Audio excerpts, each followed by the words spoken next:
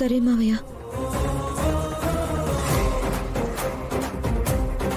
ఆడపిల్లవి ఆడపిల్లలా ఉండడం నేర్చుకో. మీ అమ్మ ఎంత పద్ధతిగా ఉంటుంది, మరి నీకెక్కడి నుంచి వచ్చాయి ఇలాంటి లక్షణాలు?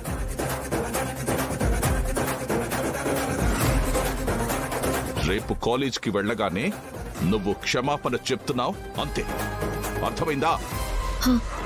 సరే మావయ్య.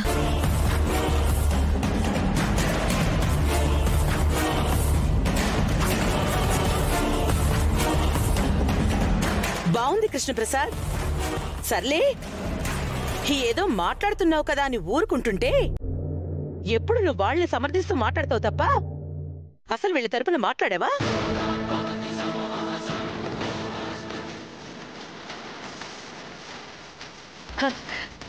బావా, ఇందు అలా అంది ఇలా అంది అని చెప్పాడే గాని ఆ పూర్ణిమ ఏం చేస్తే ఇందు అలా చేసింది అని మాత్రం చెప్పలేదు.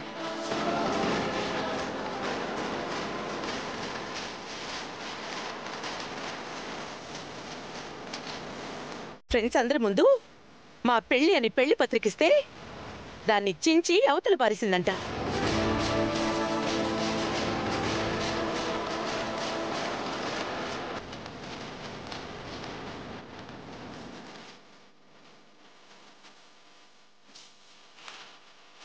ఏందు చెప్పవే?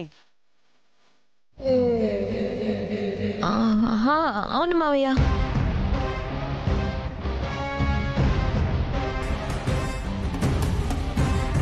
నీ మొహానికి పెళ్లి కూడానా అని నా ఫ్రెండ్స్ ముందు నా గురించి, నా కలర్ గురించి మాట్లాడి పెళ్లి పత్రికని చించి నా మొహం మీద కొట్టింది.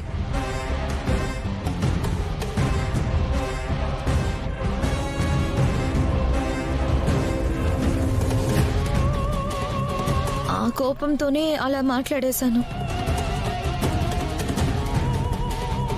ఏం కృష్ణప్రసాద్, మరి ఈ విషయం చెప్పలేదే?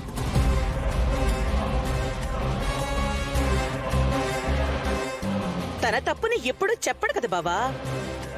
ఆ ఇంటి మీద అభిమానం అలాంటిది.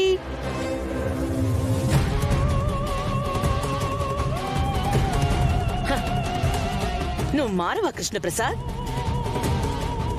ఆ పూర్ణిమ ఇందుని అంతలా అవమానిస్తే పాపం తను మాత్రం ఏం చేస్తుంది? ఆ పూర్ణిమ చేసిన దానికి నా మేనకోడలు సరిగ్గానే బుద్ధి చెప్పింది.